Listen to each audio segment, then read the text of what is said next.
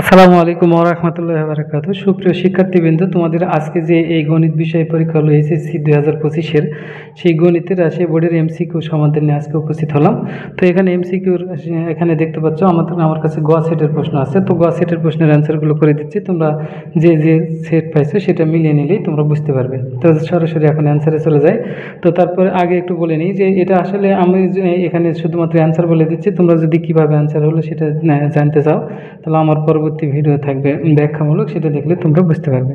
তো যাই হোক, এখানে 1 নম্বর যে প্রশ্নটা দেওয়া হয়েছে, দেখো 1 নম্বর প্রশ্নটা এখানে বলা হয়েছে যেটা যে 1 নম্বর প্রশ্নের এখানে কিন্তু বলা হয়েছে দুটি সংখ্যার অনুপাত 2:3 এবং এদের লসাগু 24 হলে সংখ্যা দুটির গসাগু কত। এটার উত্তর হবে 4, অর্থাৎ খ নম্বরটা এখানকার সঠিক উত্তর।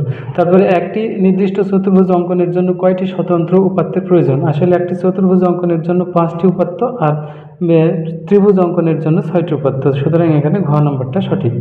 নিচে 3 নম্বর প্রশ্ন, একটি সমকোণী ত্রিভুজের সমকোণের দ্বয়ের পার্থক্য 10 হলে উক্ত কোন দ্বয়ের বৃহত্তম মানটি কোনটির মান কত। এগুলো তো আমি বলে দিয়েছি যে আমার ক্লাসে বিভিন্ন দেখলে তোমরা বুঝতে পারবে। যেহেতু 90 দুইটা যোগফল, তাহলে 90 এখানে যদি 90 যোগ 10 ভাগ 2 দিই তাহলে বৃহত্তম কোণ, অর্থাৎ এখানে 100 ভাগ 2 অর্থাৎ 50, খ নাম্বারটা উত্তর সঠিক পাবো। তারপরে এখানে যে 4 নম্বর প্রশ্ন দেওয়া হয়েছে, 4 নম্বর প্রশ্নটা যেটা আছে, 4 নম্বর প্রশ্নের উত্তরে কিন্তু এখানকার ক্ষেত্রে যেটা দেওয়া আছে সেটার ক্ষেত্রে উত্তর হবে 2/3, অর্থাৎ এখানে ক নম্বর যেটা সঠিক উত্তর হবে এখানকার।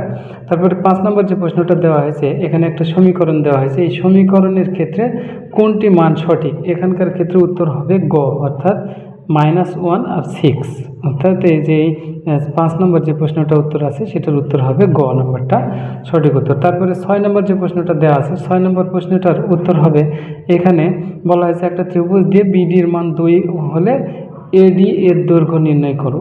এডি এর দৈর্ঘ্য অর্থাৎ উচ্চতা যখন নির্ণয় করবো, এটা যখন 2 হবে তাহলে এটা হবে 4 স্কয়ার - 2 স্কয়ার, তাহলে এখানে আমাদের রুট করে দিলেই আমরা এখানে পাবো 12, অর্থাৎ 12 রুট করলে 2√3, অর্থাৎ গ নম্বরটা এখানকার সঠিক উত্তর। তারপরে যে 7 নম্বর প্রশ্নটা দেওয়া হয়েছে, 7 নম্বর প্রশ্নের সুষম ষড়ভুজের শীর্ষবিন্দুর উৎপন্ন কোণ দ্বয়ের পরিমাণ কত। এটা নির্ণয়ের জন্য যেহেতু আমরা জানি যে কোনো দুইটা বিন্দুর শীর্ষ কোণ নির্ণয়ের ক্ষেত্রে আমরা যে শুধুমাত্র এই সূত্র দিলে এখানে 2n - 4 গুণিতক 90/n, এর মান 6 বসাইলে আমরা পেয়ে যাব এখানকার উত্তর হবে এই 6 নম্বরটা, অর্থাৎ এখানকার খ নম্বরটা যেটা 120 ডিগ্রি। এটা লগের পূর্ণক, যদি তোমরা লগ লিখে লগ এই সংখ্যাটা উঠাও তাহলে -5 পাবে, আর -5 পেলে লগের পূর্ণকে 1 বাড়াতে হয়, অর্থাৎ এখানকার উত্তর হবে ক নম্বরটা, অর্থাৎ 6 যেটা দেওয়া হয়েছে -6 সেটা। তারপরে 8 সেন্টিমিটার এবং 6 সেন্টিমিটার ব্যাসার্ধ বিশিষ্ট দুটি বৃত্ত পরস্পরকে অন্তঃস্পর্শ করলে, যদি দুইটা বৃত্ত অন্তঃস্পর্শ করে তাহলে তাদের কেন্দ্রদ্বয়ের দূরত্ব হয় এদের ব্যাসার্ধের বিয়োগফলের সমান। তাহলে এটার ব্যাসার্ধ হচ্ছে 4 আর এটার ব্যাসার্ধ 3, তাহলে বিয়োগ করলে 1 পাচ্ছে, অর্থাৎ এখানকার ঘ নাম্বারটা যেটা সঠিক উত্তর, ঘ সঠিক। তারপরে এখানকার ক্ষেত্রে এটা 60 ডিগ্রির মান পাচ্ছে √3/2, আর এখানে সাইনের মান কিন্তু এখানে তাহলে 90 থেকে যখন 60 বাদ দেবো তাহলে ক উত্তর, অর্থাৎ 30 ডিগ্রি আমরা পাবো। পরিসীমা ও একটি কোণ দেওয়া থাকলে নিচের কোণটি আঁকা সম্ভব। পরিসীমা আর একটি কোণ দেওয়া থাকলে পরিসীমা থেকে রম্বসের 4টা বাহু যেহেতু সমান, সুতরাং এটা অঙ্কন করা সম্ভব, ক নাম্বারটা সঠিক। আর সদৃশ্যকোণী ত্রিভুজের ক্ষেত্রে যেটা দেওয়া আছে এখানে 12 নম্বর যে প্রশ্নটা, 12 নম্বর প্রশ্ন এখানে উত্তর হবে ক নাম্বারটা সঠিক। এটা তোমরা 278 পৃষ্ঠাতে যদি তোমাদের মেন বইতে দেখো তাহলে পেয়ে যাওয়া। তারপরে দেখো 13 নম্বর, একটি সমবৃত্ত ভূমিক বেলুনের ভূমির ব্যাসার্ধ 6 সেন্টিমিটার, উচ্চতা কত। এটা যেহেতু বহু নির্বাচনী 3টা অ্যান্সার করতে হবে, সবগুলোই ঠিক আছে, এটা আমি শুধুমাত্র উত্তর দেখে দিলাম, তোমরা পরবর্তী ক্লাস থেকে এটা বুঝে নিতে পারবে। তাহলে এখানকার ঘ নম্বর সঠিক উত্তর হবে, অর্থাৎ 1, 2 ও 3, 13 হয়ে গেল। তারপরে 14 নম্বর যে প্রশ্নটা দেওয়া হয়েছে, 14 নম্বর প্রশ্নের এখানে বলা হয়েছে যেহেতু এখানে এটা এই পাশে গেলে মাইনাস, তাহলে আর এটা হিসাব করতে হবে না, ফাঁকা সেটের প্রতীক এটা, আর এখানে যদি শুধুমাত্র ব্র্যাকেট থাকলে সেটা উত্তর হতো। তো যাক, ক নম্বরটা এখানকার সঠিক উত্তর। এটা 15 নম্বর যে প্রশ্নটা দেওয়া হয়েছে, 15 নম্বর প্রশ্নের ক্ষেত্রে আমরা অ্যান্সার করবো, আসলে এখানকার উত্তর হবে ক নাম্বারটা, এটা যদি আমরা ক্যালকুলেশন করি তাহলে ক নম্বর পাওয়া যাবে। তো যাই হোক আমি এখানে দেখালাম না।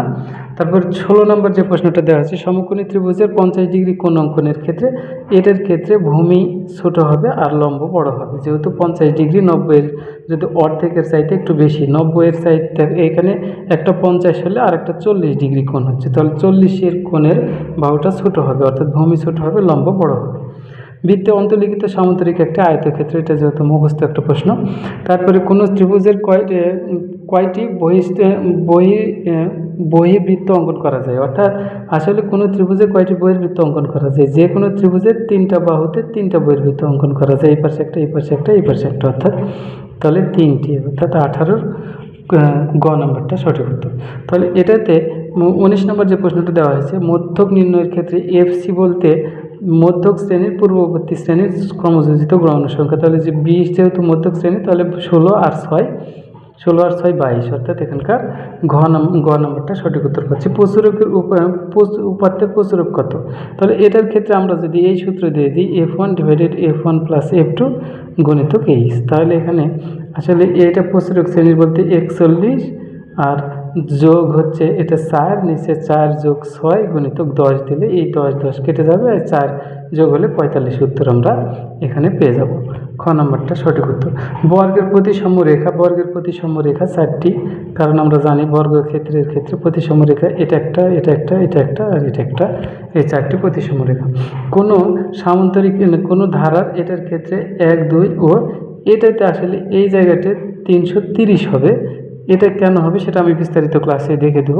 তারপরে একটু তোমাদেরকে একটু ধারণা দিতে পারি আমি, যে এখানে যেটা বলা হয়েছে যে 330 যে মানটা আসবে, আসলে আমরা এখানে 15টি পদের সমষ্টি যদি দেখি তাহলে আমরা নির্ণয় করতে পারি। তোমরা যদি এই সূত্র দিয়ে দাও n divided 2 into 2a plus n minus 1 into d, d এর মান এখানে এই দুটো বিয়োগ করলে 2 হচ্ছে, আর n এর মান যখন 14 15 লিখবে তাহলে কিন্তু এখান থেকে আমরা পাবো 330। হিসাব করে দেখবে তোমরা যে 330 পাওয়া যায়, কিন্তু এখানে 300 দেওয়া হয়েছে, তাহলে 1 ও 2, অর্থাৎ এখানকার ক নাম্বারটা সঠিক উত্তর আমরা পাবো। 22 নম্বরের প্রশ্নের সঠিক উত্তর ক। তারপরে 23 নম্বর যে প্রশ্নটা দেওয়া হয়েছে, 23 নম্বর প্রশ্নের উত্তরটা এখানে আমরা ক্যালকুলেটর দিয়েও যদি দেখি তাহলে কিন্তু এখানে সরাসরি পেয়ে যাবো। দেখো এই হলো প্রশ্নটা, আমি ক্যালকুলেটারে যে তোমাদেরকে বিভিন্ন ক্লাসেও কিন্তু আমি দেখিয়েছি। তো এখানে অ্যান্সার করার জন্য আমরা কি করব, প্রথমে উঠাবো 3। দেখো এখানে 3 লগ, তারপরে গুণ, যেহেতু এখানে 3 গুণ আছে তাহলে 3 গুণিতক, তারপরে এখানে একটু যদি তোমরা ক্যালকুলেটারে দেখো 3 গুণিতক এটাতে 3 আবার উঠে শিফট এই বাটনটাতে আমরা ক্লিক দেবো, তাহলে দেখো এই 3 পেলাম। এটা যেই মান পাবো সেটাকে এখন লগ অ্যান্সার ভাগ লগ এই নিচের যে 3টা আছে এই 3টাকে যদি আমরা তুলে দিই তাহলে কিন্তু উত্তর পাচ্ছি এটা। তাহলে এটাকে এখন 1 শিফট AB/C বাটনে যদি ক্লিক দিই তাহলে পাচ্ছি 4 ডিভাইডেড 3, অর্থাৎ এখানকার গ নাম্বারটা সঠিক উত্তর আমরা পাবো। তাহলে 23-এর গ নাম্বার সঠিক উত্তর পেলাম। 24 নম্বর নিচের কোনটি বিচ্ছিন্ন চলক, এটা কিন্তু মাদ্রাসা বোর্ডের পরীক্ষাতে গত পরশু দিন যে পরীক্ষা হয়েছিল সেই প্রশ্নটাতেও এসেছিল। তারপরে বর্গের প্রতিসম রেখা সেটাও এসেছিল। তো এটাতে যেগুলো দশমিক হয় না, জনসংখ্যা কখনো দশমিক হয় না, আর ওখানে ছিল বইয়ের সংখ্যা, দেখবে মাদ্রাসা বোর্ডের যে প্রশ্নটা, যাক এখানে ঘ নম্বরটা সঠিক হবে। নিচের কোনটি স্বাভাবিক সংখ্যা, স্বাভাবিক সংখ্যা যেহেতু n দ্বারা প্রকাশ করা হয়, অর্থাৎ 3 হচ্ছে স্বাভাবিক সংখ্যা।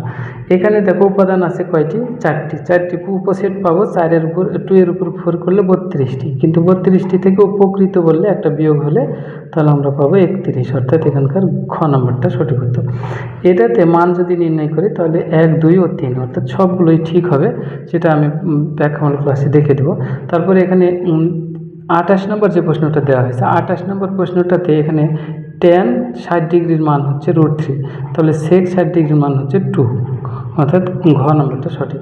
30 সেন্টিমিটার ব্যাস বিশিষ্ট বৃত্তের, এখানে যদি একটা ব্যাস আমরা অঙ্কন করি, ব্যাসার্ধ অঙ্কন করি, এটা কিন্তু এটা হচ্ছে ব্যাস বললে এটা 15 হবে, আর এটা হবে 9, তাহলে 15 স্কোয়ার বিয়োগ 9 এর উপর স্কোয়ার করে বিয়োগ করলে এটা পাবো আমরা 12 পেলে এই পাশেও 12, তাহলে বেজায়ের দৈর্ঘ্য হবে 12 12 24, অর্থাৎ এখানকার গ নম্বরটা সঠিক।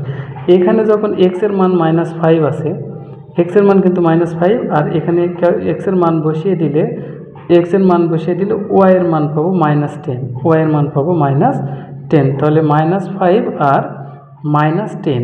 এই বিন্দু দুইটা কিন্তু যখন আমরা গ্রাফে বসাবো তাহলে এই মাইনাস বামে আসবে আর নিচে, অর্থাৎ তৃতীয় চতুর্ভাগে অবস্থান করবে, অর্থাৎ এখানকার ক্ষেত্রে এটা হবে সঠিক উত্তর, অর্থাৎ এখানে তৃতীয় চতুর্ভাগে চলে আসতেছে। তাহলে এখানে গ নম্বরটা সঠিক হচ্ছে। যা হোক, আমি 30টি প্রশ্নের উত্তর করে দিলাম। আমি আশা করি তোমাদের সকলের পরীক্ষা ভালো হয়েছে, তো তোমরা দেখে মিলিয়ে নিতে পারবে। তারপরেও ব্যাখ্যামূলক ক্লাস দেখলে তোমাদের কীভাবে অ্যান্সারগুলো হলো, তো ব্যাখ্যামূলক ক্লাস দেখার আমন্ত্রণ জানিয়ে তো আমি আজকের এখানে অ্যান্সারমূলক ক্লাস এখানে শেষ করলাম। আসসালামু আলাইকুম ওয়া রাহমাতুল্লাহি ওয়া বারাকাতুহু।